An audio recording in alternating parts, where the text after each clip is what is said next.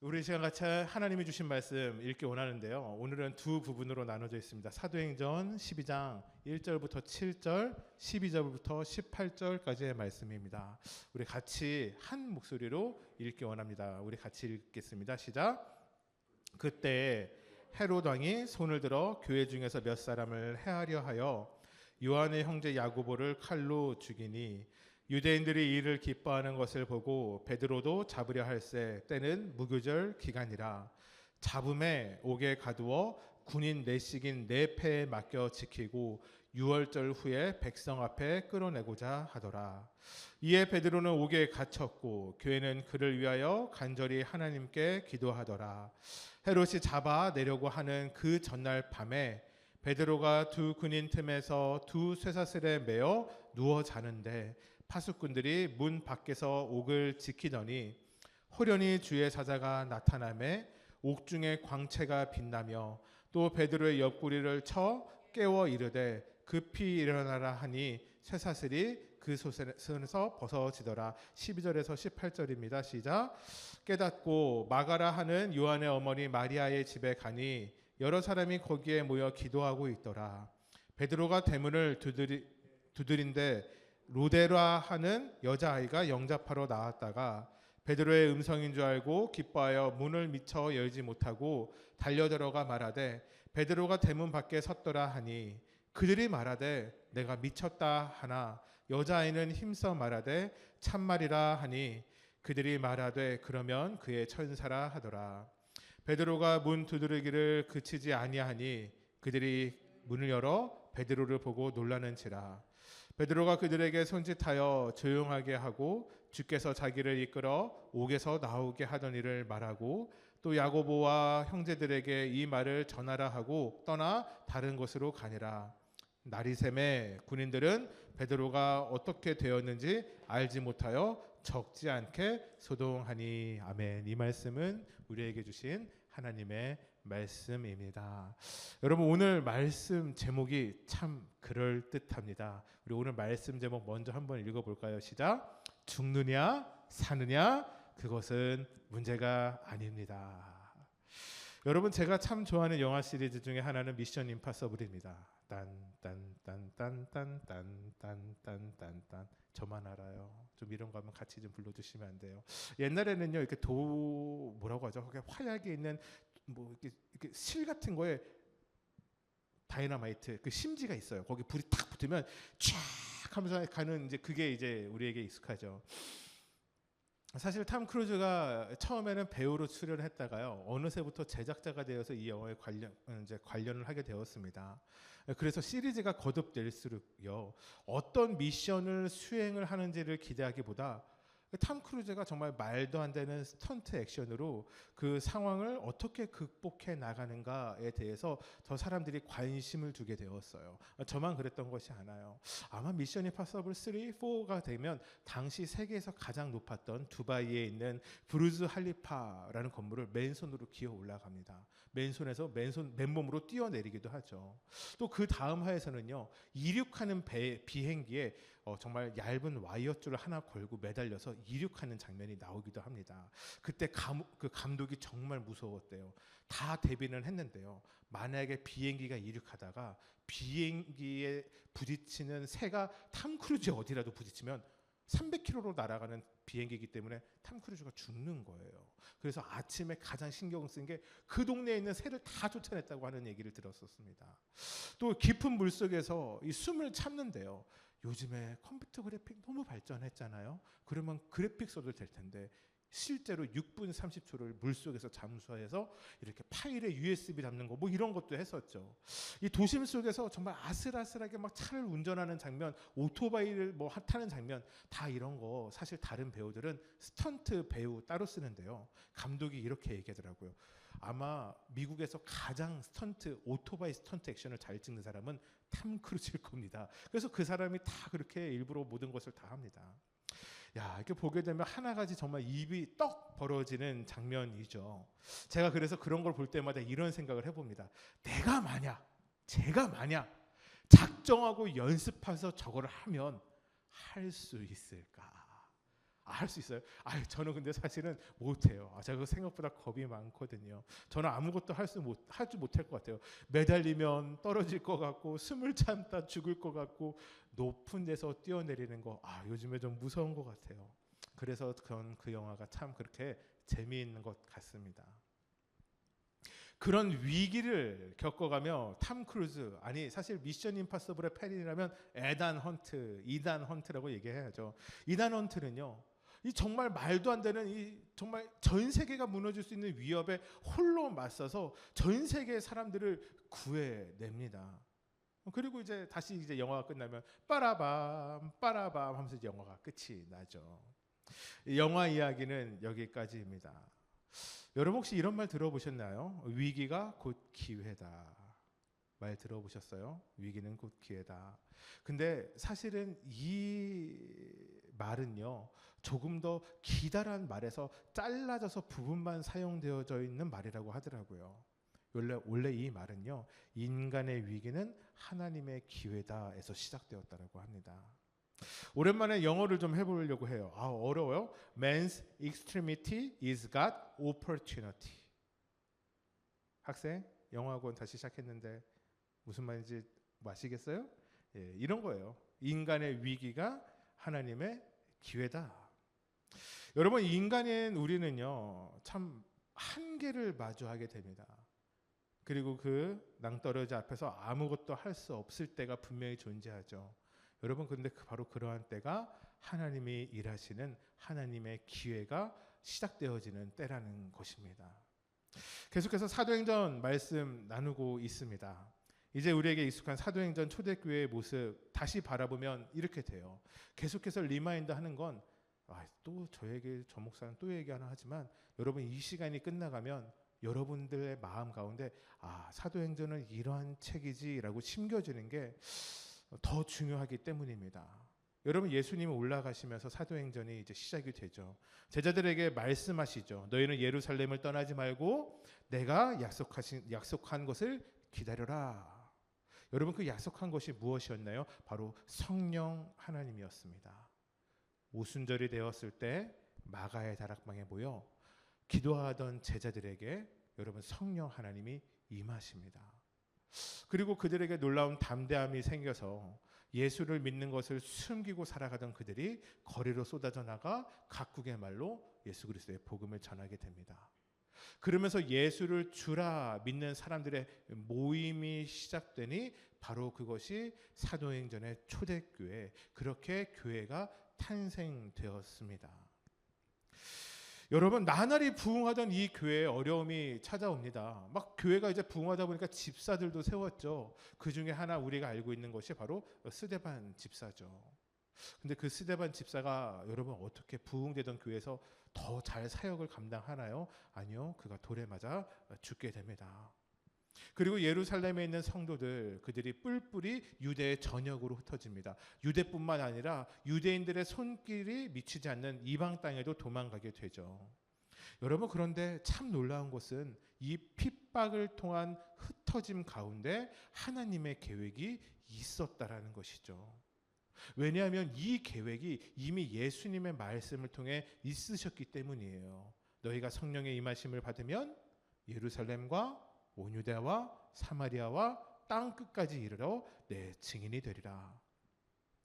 여러분, 그렇게 흩어진 그리스도인들, 예수를 믿는 사람들에게 의해서 이방 땅, 이방 사람들에게 복음이 흘러져 가기 시작합니다. 제가 다 말씀으로 했던 것인데 혹시 기억나세요? 광야로 나갔던 빌립이 에디오피아의 내시 간다게를 만나서 복음을 전했던 이야기. 이달리아 부대의 백부장 고넬료에게 베드로가 복음을 전했던 이야기, 그에게 성령이 임했고 베드로가 세례를 주었던 이야기.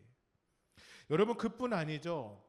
우리가 지난주 말씀을 통해서 이방 땅, 이방인들이 예수 그리스도의 복음을 받아들여 세워진 첫 번째 교회가 있으니 그 교회 이름이 무엇이었다고요? 안디옥 교회.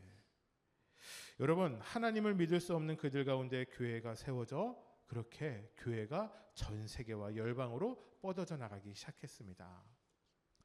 여러분, 참 재밌죠. 교회가 마치 잘 부흥하다가 어려움을 겪어서 푹 꼬꾸라진 것 같았는데 오히려 하나님이 그것을 통하여 다시 교회를 부흥시키는 것을 보게 되었어요.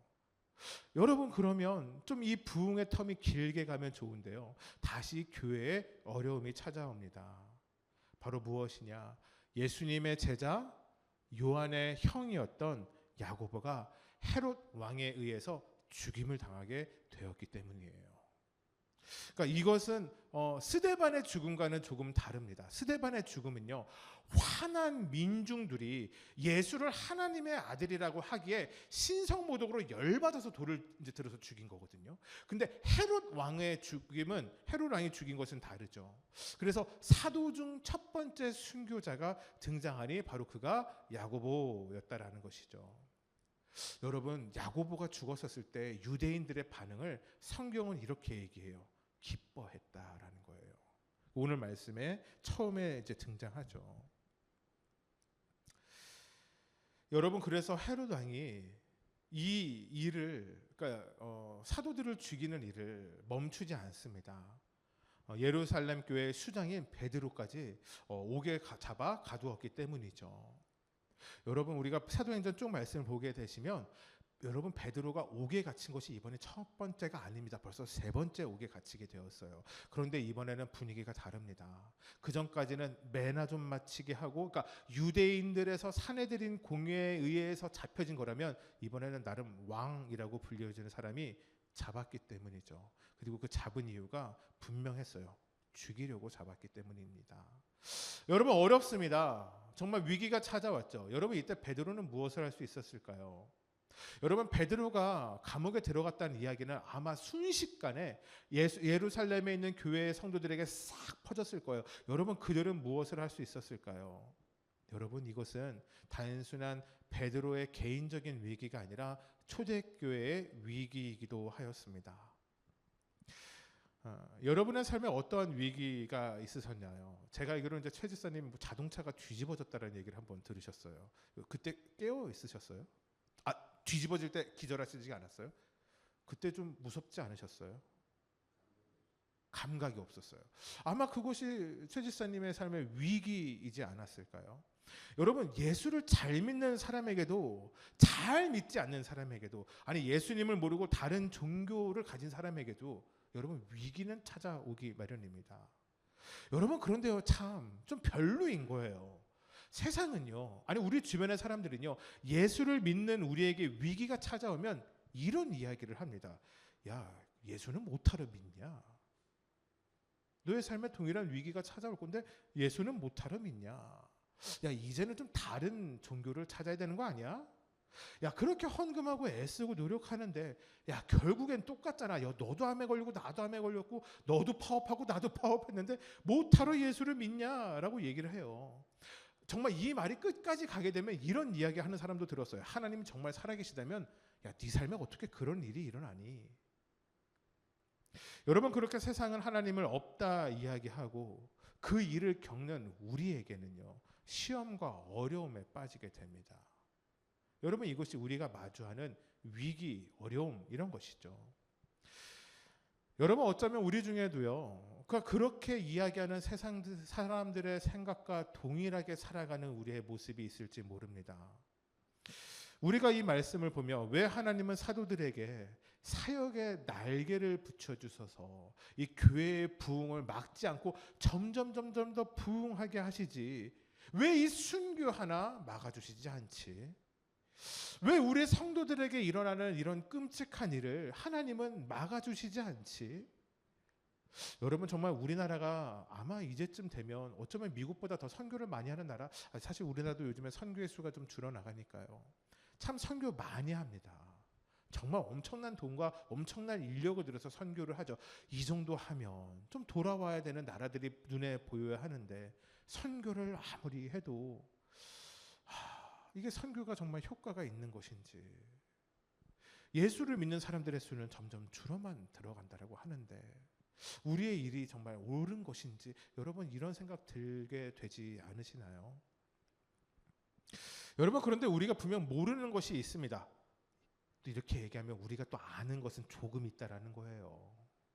그렇죠. 여러분, 우리는 조금 알고요, 많은 것을 모르며 살아가죠. 여러분, 확실한 건 이것입니다. 하나님의 역사는 우리의 생각을 뛰어넘어 이루어진다라는 것입니다. 여러분, 아멘이십니까? 여러분, 그것을 증명하듯요, 하나님의 역사, 또 특별하게 순교의 이야기는요, 세계에 전해질 때마다 오히려 선교의 목숨을 거는 젊은이들이, 그러한 사람들이 일어났다라는 것입니다. 그리고 그 순교자의 피가 떨어진 그 나라에는 시간이 흐르고 흘러 놀라운 구원의 역사가 일어났다라는 것이죠. 여러분, 여기에 가장 큰 증인인 나라가 우리나라입니다. 제가 자료를 찾아보았어요. 여러분, 우리나라에서만 목사님, 선교사님, 여러분, 우리나라에서만 순교를 당한 사람이 3,000명이 넘는다라고 합니다. 이유는 하나죠. 예수의 이름을 지키고 복음을 전하기 위해서 죽은 사람이요. 근데 목사님, 선교사님만 이 정도고요.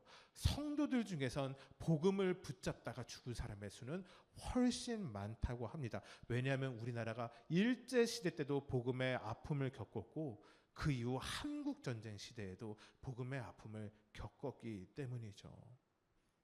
여러분, 수많은 사람들이 자신의 생명, 자신의 목숨보다 더 중요하게 선택했던 것이 바로 예수 그리스도의 복음, 예수 그리스도의 이름이었습니다. 죽느냐 사느냐, 여러분, 세상은 그것이 문제라고 이야기합니다. 여러분, 그런데 그리스도인들에게 그것이 문제가 되지 않습니다. 여러분, 그래서 그 결과 우리나라는요, 정말 전 세계에서, 이제는 좀 아니라고 하는데 그래도 전 세계에서 가장 많은 교회가 세워진 복음이 꽃피는 나라가 된 것이죠. 여러분, 오늘의 말씀의 제목이 제가 지금 계속 얘기하고 있는 것이에요. 죽느냐 사느냐, 그것은 문제가 아닙니다. 여러분, 우리가 오늘의 말씀을 통하여 깨달아야 하는 것이 있어요. 여러분, 하나님과 함께 걸어가는 길에, 예수님과 함께 동행하는 그 길에, 성령의 인도하심으로 따라 사는 그 길에 여러분, 아무도 예상할 수 없는 어려움이 찾아올 수 있다라는 것이죠. 여러분, 성경에 있는 인물들이 그래요. 하나님의 꿈을 꾸었던 요셉이 신실하게 살아서 억울하게 감옥에 들어갔습니다. 기억나시죠?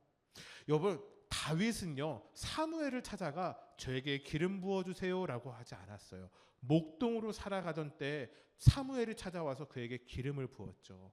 여러분, 근데 그가 바로 왕이 되었습니까? 아니요. 그는 13년의 시간을 도망자로 살아야 했습니다. 여러분, 다니엘 아세요? 여러분, 다니엘은요, 그의 경건의 습관을 따라 하루에 3번 예루살렘을 향하여 창문을 열고 기도했습니다. 여러분, 하나님 보시기에 얼마나 신실한 사람이었을까요? 근데 그 일로 하여서 그는 사자굴에 던져지는 인생을 살았습니다. 오늘의 사건, 그러니까 베드로가 감옥에 가게 되고 이런 사건 이전을 보게 되면요, 예수를 믿는 사람들을 핍박하는 것은 유대인들, 그 중에서도 제사장, 바리새인, 서기관, 사내들이 공회원 같이 그때 당시 기득권을 가진 유대인들이었습니다. 여러분, 근데 그들의 핍박에는요, 로마를 향한, 또 유대의 왕을 향한 눈치를 보아야 했어요. 왜냐하면 그들이 모든 권한을 가지고 있지 않았기 때문입니다. 여러분, 그런데 여러분, 야고보를 누가 죽였다고요? 왕이 죽였어요. 여러분, 이 정가는 달라졌어요. 여러분, 헤롯 왕이요, 잠깐 정치 이야기를 할까요? 헤롯 왕은요, 이 왕으로서의 정통성이 부족한 왕이었어요. 그래서 유대인들이 싫어했습니다. 그에게는요, 유대인들의 이 관심과 사랑을 받는 게 너무 중요했어요. 또 이 와중에 로마로부터 분봉왕으로부터 로마에 세워진 왕으로서 이게 또 로마한테도 잘해야 되니까 중간에 샌드위치처럼 끼인 참 고달픈 왕이었던 거예요. 그러니까 로마의 입맛도 맞추고 유대인의 입맛도 맞추는 것이 헤롯 왕의 삶의 모습이었는데요. 야고보를 죽이니까 유대인들이 너무 좋아하는 거예요. 말을 너무 잘 듣는 거죠. 그러면 유대인들을 다스리기가 편하니까 베드로까지 잡아서 가둔 것이죠. 요즘 말로 하면 이런 것 같아요. 유튜브에 좋아요와 구독, 알림 설정, 좀 나쁘게 말하면 관종 같은 인생을 살았던 삶. 여러분, 그래서 이게 이러한 상황이 되었어요. 무교절이 지나서 6월절이 지나고 나면 이때는 이스라엘의 가장 큰 절기니까 사람을 죽이지 않았어요. 요게 지나면 베드로를 죽여야 되겠다라고 했어요. 여러분, 그래서 이 상황에 여러분 이스라엘 성도들이, 예루살렘 교회에 있는 성도들이 무엇을 합니까? 5절 말씀 같이 한번 읽어볼까요? 시작. 이에 베드로는 옥에 갇혔고 교회는 그를 위하여 간절히 하나님께 기도하더라. 간절히 하나님께 기도합니다. 그 위기는 자신들의 힘으로 어찌할 수 없는 위기였기 때문이에요. 사도행전이 정말 너무 잘 썼어요. 갑자기 이것을 영화처럼이라고 하면 카메라가 교회를 살짝 비춰줘요. 막 성도들이 막 간절하게 기도를 하고 있는 거예요. 근데 싹 옮겨서 다시 감옥에 있는 베드로에게 초점을 맞춥니다. 여러분, 얼마나 심각한지 성경은 이 상황을 잘 얘기해요. 처음에 보게 되면요, 군인 4명씩 4패에게 베드로를 잡게 명령해요. 이제 베드로가 나이도 먹었거든요. 16명이 한 사람 잡으러 갔어요. 감옥 안에 가두면 끝이잖아요. 근데 이번엔 그렇게 하지 않아요. 베드로가 감옥에 갇혀 있는데 왼쪽 오른쪽에 사람이 한 명씩 그 감옥 안에서 지키고 있어요. 쇠사슬을 찾는데 하나 찾어요? 아니요, 2개 찾대요. 그것으로도 모자라 감옥 문 앞에는 파수꾼이 아니라 파수꾼들을 세워서 완전히 철저하게 베드로를 지금 지키고 있어요. 여러분, 너무 두렵지 않을까요? 여러분, 근데 이때 참 놀라운 베드로의 모습이 나옵니다. 여러분, 지금 이제 자기가 죽을 때가 되고 밖에 있는 성도들이 막 간절하게 뜨겁게 기도하고 있는데, 여러분, 이 상황에서 베드로라면 무엇해야 할까요? 여러분, 기도해야 되지 않겠습니까? 여러분, 적어도 믿음의 선포 찬양이라도 좀 해야 되지 않겠습니까? 주여 외쳐야 되는 것 아니에요. 여러분, 내일 죽게 생겼다니까요. 여러분, 죽기 전에 무슨 일 하시겠습니까? 기도해야죠. 여러분, 그런데 베드로가 그렇게 하나요? 아니요. 베드로가 잡니다. 베드로가 자요. 잘 시간이 돼서 지금 옆에 군인들이 있고 내일이면 죽게 되는데 자고 있어요. 여러분, 얼마나 깊이 자면요, 여러분, 성경은 천사가 그를 깨우는데 베드로야 좀 일어나 이렇게 깨운 게 아니라 쿡 찔러서 깨웠다라고 해요. 깊게 잠에 든 거예요. 더 웃긴 것은 오늘가 본문에서 읽진 않았는데 이제 천사가 이끌고 베드로를 데리고 이제 거리로 나가거든요. 그때까지 베드로를 잠이 들게 가지고 이게 꿈이요 생시요 이러면서 베드로가 거리로 나아갑니다. 여러분, 어떻게 그럴 수 있을까요? 어떻게요? 여러분, 지금 밖에 성도들은 안드레에 이어서 베드로까지 죽을까봐 여러분 간절히 기도하고 있는데, 여러분, 안드레가 아니라 야고보죠. 야고보가 죽고 이제 베드로까지 죽을까 간절히 기도하고 있는데, 여러분, 베드로도 막 같이 뜨겁게 기도해야 되는 거 아니에요? 하나님, 제가 할 일이 많습니다. 아직 교회가 이 땅밖에 세워지지 않았는데 제가 얼마 전에 그 고넬료 만나서 세례 줬잖아요. 이제 이방인을 위한 선교를 본격적으로 시도해야 될 것 같은데 하나님, 제가 지금 죽으면 안 됩니다. 여러분, 막 이런 기도하지 않을까요? 여러분, 근데 사실 저는 오히려 여기서요, 아이러니하게도 진짜 베드로의 믿음이 무엇인지 보게 되었어요. 여러분, 진짜 오늘은 이런 표현 써볼까요? 찐 믿음. 여러분, 찐 믿음이 베드로의 무엇인지 아세요? 그의 삶에 죽고 사는 것, 그것이 전혀 문제가 되지 않는 믿음이 여러분 베드로의 찐 믿음이었어요. 여러분, 그래서 그가 감옥 안에 갇혀 있지만 내일 죽게 되지만 편히 깊게 잠들 수 있었던 것입니다. 전 세계에서 가장 많이 팔려지는 약이 최근에 코로나를 지내면서 우울증 약이 좀 비싸게 팔린다라고 하는데요. 정말 오랜 시간 동안 불면증 치료제 약이 전 세계에서 가장 많이 팔리는 약이라고 합니다. 여러분, 저도 그러한 불면증을 겪어본 적이 있어요. 사역에 대한 스트레스가 있었을 때인 것 같아요. 얼마나 심한지 밤에 잠이 오지 않는 게 불면증이죠. 참고로 요즘엔 기가 막히게 잡니다. 하여튼 중요한 건 이거예요. 새벽 2, 3시가 돼서 잠이 안 오면요, 놀랍게 배가 고파집니다. 저녁 6시, 7시에 먹고 2, 3시 되면 배고파요. 그러면 그때는 정말 일어나서 뭘 먹어야 되겠는데, 사실 그렇게 저도 야식을 많이 먹진 않았거든요, 원래는. 근데 배가 고프면 배가 고파서 배가 아파져요. 그러면 잠이 안 와요. 그러면 이런 생각이 들어요. 4시쯤 되면 야, 차라리 먹자. 먹고 자자. 그리고 아침 안 먹으면 되지. 그렇게 해서 먹었어요. 그러니까 제 몸이 그때 얼마나 많이 안 좋아졌겠습니까? 제가 사실은 지난주에도 거의 잠을 한 이틀 못 잤거든요. 얘기해 드렸지만 우리 건물에 4층에 교회 온다라는 얘기 들으니까 마음이 정말 심란했었어요. 토요일 날 제가 그 얘기 듣고 잠을 못 잤거든요. 근데 제가 또 지난주에 말씀 전하면서 진짜 마음의 정리가 싹 되었어요. 그러니까 이거를 제가 걱정하고 염려한다고 해서 제가 될 문제가 아무것도 없는 거예요. 그래서 제가 그날 기도하면서 이렇게 했어요. 하나님, 제 모든 두려움과 염려 주님께 맡겨드립니다. 야, 그러고 나니까 이번 한 주가 저의 삶에 그 문제로 인한 어려움이 정말 없더라고요. 사랑하는 성도 여러분, 여러분의 삶에 불안함, 염려, 어려움과 고됨, 여러분 그래서 이것이 여러분의 몸의 아픔으로, 영의 아픔으로, 불면증으로, 우울증으로 여러분 그렇게 번져나가는 때가 있을 수 있어요. 여러분 그것이 문제가 되지 않습니다. 여러분 근데 우리가 이것으로부터 자유해지는 것은 그 방법은 하나입니다. 여러분 모든 삶에, 우리의 삶에 닥쳐진 모든 문제를 예수님께 올려드리는 것이에요. 여러분 아멘이십니까? 여러분 베드로도 저도 또 여러분도 여러분 우리가 세상을 담대히 이기며 평안히 살아갈 방법이 하나 있어요. 우리의 삶에 문제가 생기면 그 문제를 예수님께 드리는 거예요. 야, 어떻게 드리냐? 말이 쉽지. 여러분 그래서 후에 베드로 사도가 자신이 쓴 편지에 이렇게 이야기합니다. 여러분 믿음으로 크게 한번 읽어볼까요? 베드로전서 5장 7절 말씀입니다. 시작. 너희 염려를 다 주께 맡기라. 이는 그가 너희를 돌보심이라. 아멘. 여러분 한 번 더 강하게 읽어볼까요? 시작. 너희 염려를 다 주께 맡기라. 이는 그가 너희를 돌보심이라. 아멘.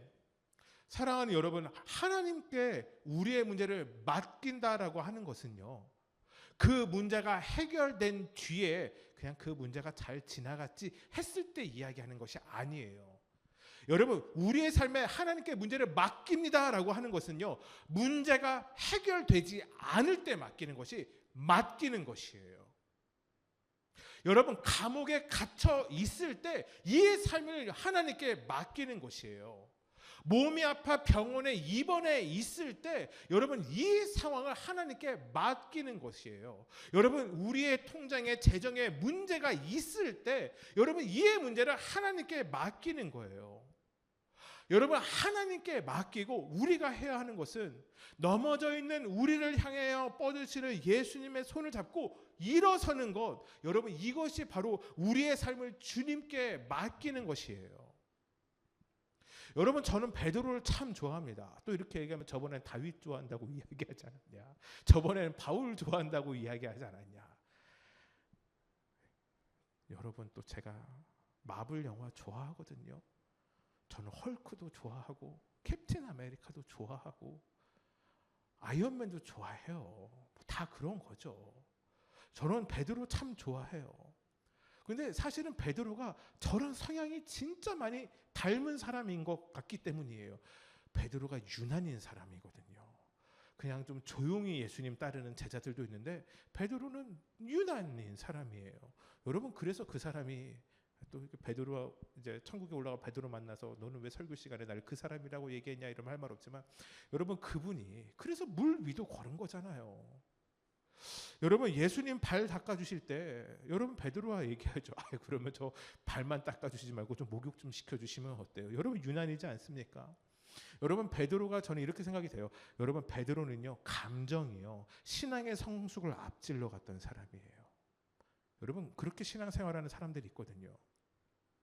근데 이렇게 신앙하는 사람들의 안타까움이 뭐냐면 삶에 문제가 생기면 두려움이 생기면요 그 두려움이 신앙의 성숙이 덜 돼서 그를 삼키는 모습을 보게 됩니다. 신앙의 미천이 까지는 거죠. 여러분 언제 그랬습니까? 베드로가 어떻게 예수님의 수제자가 되었나 뭐 알 수 없지만 알 것 같아요. 그냥 이런 사람이니까 뭐 나댔으니까 된 것 같아요.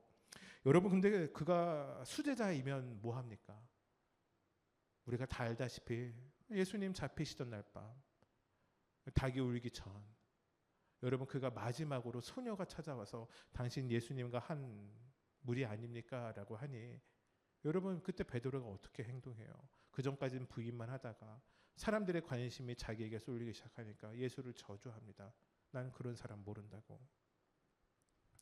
여러분, 이것은 그 시간 예수님이 베드로를 바라보시며 예수님의 마음도 아프게 하셨지만, 나는 예수를 모릅니다, 난 예수를 저주합니다 라고 이야기했던 베드로 스스로에게도 여러분 깊은 상처가 되지 않았을까요?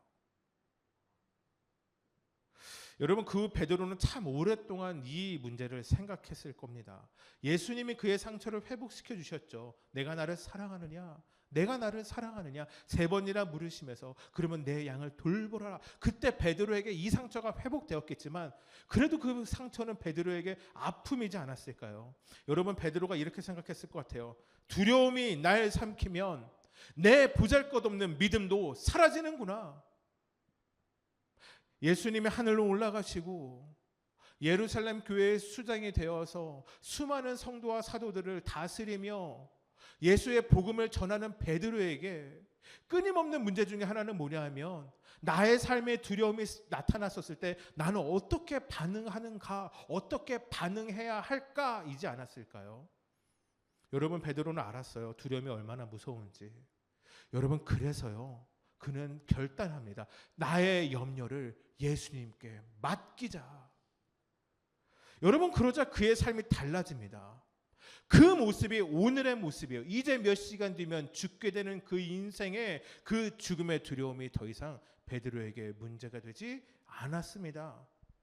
왜냐? 그의 삶의 죽음은 문제가 아니었기 때문입니다. 사랑하는 여러분, 저와 여러분의 삶이 이렇게 되어지길 주님의 이름으로 축복합니다. 여러분, 지금 베드로가 감옥에 있는 게 맞을까요? 놀랍지 않아요? 그가 안방에 누워있는 인생 같지 않아요? 그렇게 편히 자고 있지 않습니까? 여러분, 그가 그러한 믿음이 있을 수 있었던 것은 그의 삶에 중요한 것이 자신의 삶의 무엇보다 사명이었기 때문인 것 같아요.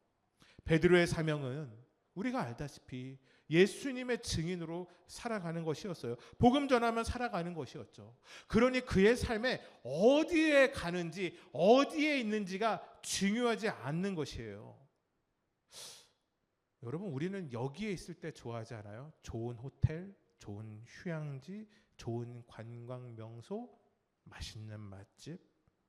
여러분, 이럴 때 그런 곳에 위치한 우리가 기쁘지 않습니까?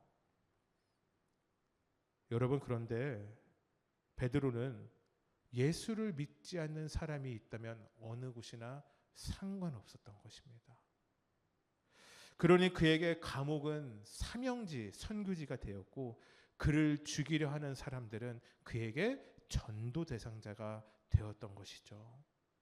죽음이 그에게 문제가 되지 않는 것은 그의 삶에 주님이 주시는 생명으로 살아가며 복음을 전하면 그것뿐이고, 그래서 그 사명이 끝나 그가 죽음을 맞이하게 되어 주님 계시는 천국으로 가게 되면 그걸로 되었다 생각했기 때문입니다. 여러분, 그래서 그가 감옥에서 평안히 잘 수 있었어요. 죽음을 맞이하고 있었으나 깊은 잠에 들 수 있었던 것입니다. 여러분에게 이런 축복을 하기 원합니다. 베드로의 수면 습관을 가지시길 주님으로 축복합니다. 언제든 어느 곳에서든 어느 상황이든 천사가 푹 찔러야 깨는 저와 여러분 되길 축복해요. 잠시 물을 좀 마시겠습니다.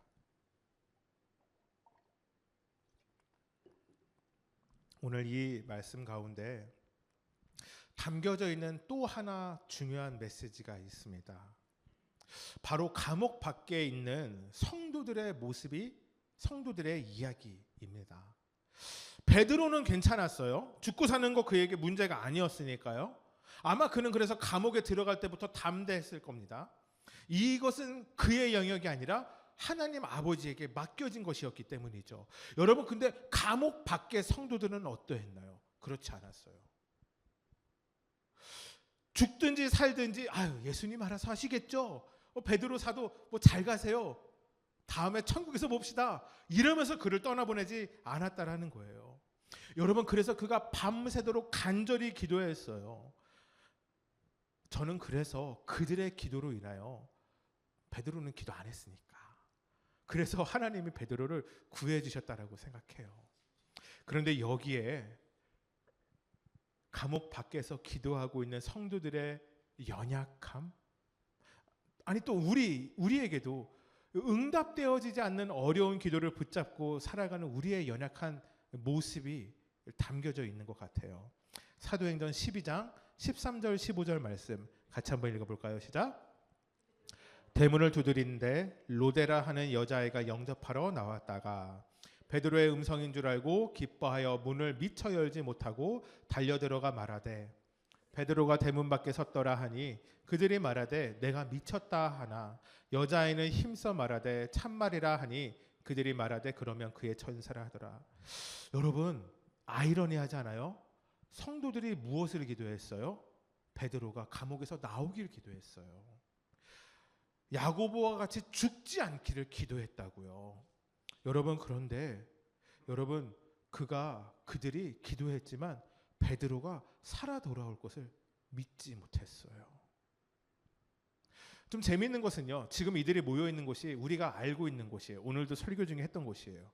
바로 마가의 다락방, 성령이 임하였던 그곳에서 사람들이 모여서 기도합니다. 그러니까 전 좀 그런 거, 우리에게 좀 스페셜한 영적인 장소들 뭐 이런 거 있지 않으세요? 아, 그곳에 가서 은혜를 받았다, 그런 없으면 생기리라 믿습니다. 그리고 우리 교회가 지금 여러분이 앉은 곳이 그러한 장소가 될 것입니다.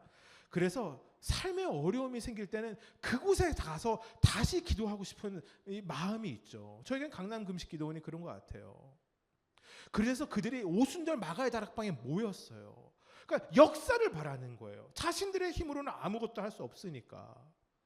여러분, 근데 그들에게 믿음이 부족했어요. 상황 너머의 믿음이 없었어요. 그래서 문을 안에서 어린 여자 종은요, 그 문을 이렇게 열 수 없을 만큼 단단하게 문을 잡고 기도했어요. 어린 하녀가 베드로가 왔을 때 전할 때 할렐루야, 우리의 기도가 이루어졌네요 라고 반응한 게 아니라 뭐라고 해요? 과격하죠? 설교 시간에 이런 거 얘기해도 야, 미쳤냐가 된 거예요. 여러분 생각해 보세요. 기도하고 있는데 거기에 사도들이 있었을 텐데 베드로 사도가 문 밖에 왔어요. 문을 열어줘야 될 것 같아요. 그러니까 기도하던 도중에 야, 미쳤냐? 미친 소리 하지 마. 야, 근데 이게 바로 이들의 모습이고 우리들의 모습일 때가 있다라는 거예요. 기도는 하지만 믿음이 없습니다. 간절히 기도하죠. 그런데 마음에 응답이 없어서 우리의 마음에 평안이 찾아오지 못합니다. 여러분, 우리가 하나님의 계획 다 알지 못하죠. 여러분, 그래서 야고보는 순교당했어요. 순교했죠. 그런데 베드로는 그렇지 않았어요. 여기서 다시 중요한 것이 무엇이냐면 바로 불안의 문제입니다. 예루살렘 교회 성도들은 여전히 전지전능하신 하나님의 능력을 믿지 못했어요. 왜냐하면 세상의 힘이 더 크게 보였기 때문이에요. 얼마 전 속절없이 죽어버렸던 야고보, 칼에 의해 목이 잘렸던 그를 바라보면서 두려움에 빠졌어요. 야, 예수님의 제자라도 죽는구나. 능력 있게 살아가는 사역자라도 저렇게 형장의 이슬이 되는구나. 헤로당, 저 사람이 가진 힘이면 사도도 죽고 나도 죽고 너도 죽고 다 죽겠구나. 여러분에게 이렇게 질문합니다. 여러분은 정말 전지전능하신 하나님을 믿으십니까? 아니면 세상의 힘에 불안해하고 두려워하며 떨며 살아가십니까? 말씀을 마무리하려고 합니다. 여러분, 믿는다라는 것은 무엇일까요? 이렇게 이제 던지면 제가 찾아왔다 얘기해야죠. 제가 찾아보았어요. 믿는다라는 뜻은 헬라어 크레도에서 신약에서는 쓰여집니다. 이 말은요, 코르도라는 뜻에서 말이 나왔는데요, 심장을 바친다에서 나온 말이라고 합니다. 그래서 이 믿음, 코르도라는 원어가요, 영어로 옮겨지면서 용기가 되었습니다. 여러분, 우리가 하나님을 믿는다라는 것은 우리의 의지, 생각, 감정보다 더 깊은 곳에서 모든 것을 하나님께 바쳐야 함을 이야기하지 않을까요? 그리고 그렇게 살아가는데 우리에게 필요한 것이 하나님을 향한, 세상을 향한 용기이지 않을까요? 이제 오늘 자신의 형을 잃은 동생인 요한이 요한복음을 쓰면서 다른 복음서와 다르게 믿음이란 단어를 faith로 쓰지 않고 be living이라는 단어를 사용합니다. 그러니까 요한에게 있어서 믿음은 단순히 머리 안에서, 마음 안에서 머무르는 것이 아니라 그 믿음으로 삶에서 행동되며 드러나야 하기 때문이라고 생각했던 것 같습니다. 여러분, 그래서 예수를 믿는다라는 것은 예수님께 뿌리를 내리고 여러분, 우리가 그것을 믿음으로, 신앙으로 행동하며 살아가야 하는 것을 이야기합니다. 여러분, 우리 교회 십자가에는 작은 비밀이 있는 것 혹시 아십니까? 사실은 이제 뭐 제가 문지사님한테는 뭐 이렇게 얘기했어요. 십자가가 필요합니다. 그랬더니 이 교회 여기 처음에 올 때부터 뭐 십자가를 뭐 이렇게 어떻게 해볼게요. 뭐 했는데 십자가가 이제 저희 이제 들어온 지 다음 달이면 1년 되잖아요. 십자가가 너무 오랫동안 안 세워지는 거예요. 십자가가 있었으면 좋겠는데 원래 처음에는 뭐 그림자로 이렇게 하려고 했었는데 실패했어요. 뭐 어쨌든 뭐 이렇게 됐어요. 제가 이걸 봤었을 때 또 문집산이 있어서 그런데 사실 제 마음에 조금 안 들었어요. 왜 그러냐면 저는 이렇게 좀 플랫한 십자가를 원했는데 위가 구부러져 있는 거예요. 저거를 보고 저거 좀 그런데 저거를 좀 자르면 안 되나? 뭐 그래서 제가 자르면 안 돼 이런 거 물어보도 했었죠.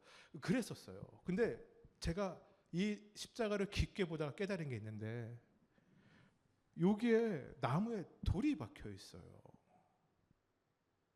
여러분, 이게 어떻게 가능했을까요? 여러분, 나무가 돌을 품고 있어요. 여러분, 이것이 얼마나 이 나무가 자라는데 아프고 불편하고 힘들었을까요? 근데 자라냈어요. 저는 이것이 우리의 믿음의 모습이라는 생각이 들었어요. 힘들어도 불편해도 어려워도 우리의 신앙이, 우리의 믿음이 예수님의 깊은 마음에 뿌리 내리고 살아갈 때 여러분, 우리의 삶에 믿음이 커져나갑니다. 그리고 그렇게 살아갈 때 여러분, 우리의 삶에 여러분, 죽음의 문제는, 불안의 문제는, 염려의 문제는 사라지고 주님이 주시는 평안으로 가득해질 것입니다. 여러분, 아멘. 우리 이 시간 같이 한번 믿음으로 우리 이 찬양하기 원합니다. 우리 같이 한번 찬양해 볼까요? 전능하신 나의 주, 전능하신 나의 주 하나님은 우리의 못하실 일 전혀 없네. 우리의 모든 간구도, 우리의 모든 생각도, 우리의 모든 꿈과 모든 소망도 신실하신 나의 주 하나님은 우리의 모든 괴로움 바꿀 수 있네. 불가능한 일 행하시고 죽은 자를 일으키시니 그를 이길 자 아무도 없네. 주의 말씀 의지하여 깊은 곳에 금을 던져 오늘 그가 놀라운 일을 이루시는 것 보라. 주의 말씀 의지하여 믿음으로 금을 던져 믿는 자에게 능치 못함 없네. 전능하신 나의 주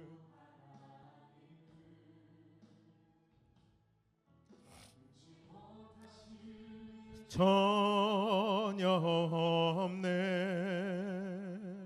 우리의 모든 간구도, 우리의 모든 생각도, 우리의 모든 꿈과 모든 소망도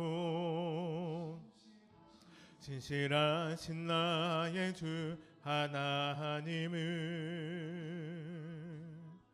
우리의 모든 괴로움 바꿀 수 있네.